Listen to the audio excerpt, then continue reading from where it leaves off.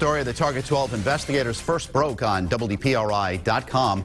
Federal prosecutors have asked the judge to formalize restitution payments by former Rhode Island House Speaker Gordon Fox.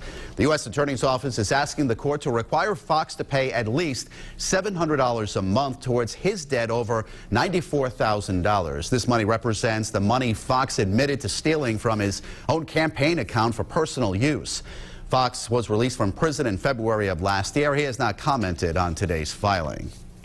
As 2019 comes to a close, Governor Gina Raimondo is reflecting on the triumphs and tribulations of the year.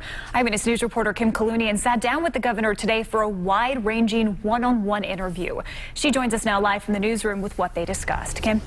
Well, Caroline, today when I spoke with the governor, she said some of her biggest achievements of 2019 include expanding public pre-K, cementing the Affordable Care Act into Rhode Island state law, and bringing a new development to downtown Pawtucket. But she says the year has not been without regrets. Among those, she says, her inability to pass bans on high-capacity magazines and so-called assault-style weapons. She also says she wishes the state's two largest hospital groups, Care New England and Lifespan, had found a way to merge.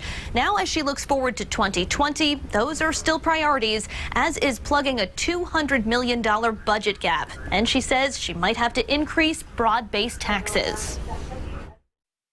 Is this the year that people will see sales taxes, income taxes go up? I hope not. I hope not. Again, at this point, everything's on the table, and it will absolutely be a balance of cuts as well as revenue and, frankly, investment.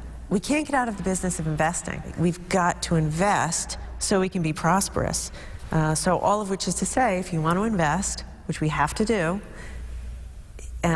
you're also going to have to look for revenue and find cuts, difficult cuts. So I'd say everything's on the table. I haven't made final decisions, but I would very much like to avoid increases in sales taxes or income taxes.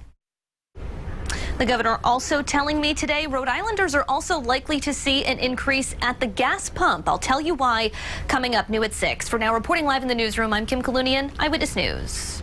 Now at 6, Governor Gina Raimondo is reflecting on the past year and what's to come in 2020. Eyewitness News reporter Kim Kalunian sat down with the governor for a wide-ranging one-on-one interview where they discussed in part how the governor plans to tackle a $200 million budget deficit and climate change. Kim joins us now live in studio with the interview. Kim? Well, Caroline and Mike, the governor says increasing the sales or income tax is not off the table this year as she faces her biggest budget shortfall yet. Another place where Rhode Islanders could eventually be paying more, at the gas pump. It's part of a multi-state effort called the Transportation and Climate Initiative, or TCI. Here's part of our conversation. Its website describes it as seeking to improve transportation, develop the clean energy economy, and reduce carbon emissions. But some people say it's just a gas tax. Is it just a tax on gasoline? No. A huge percentage of our carbon emissions, 40%, comes from transportation. We can't save this planet if we don't deal with the carbon emissions from cars and trucks on the road.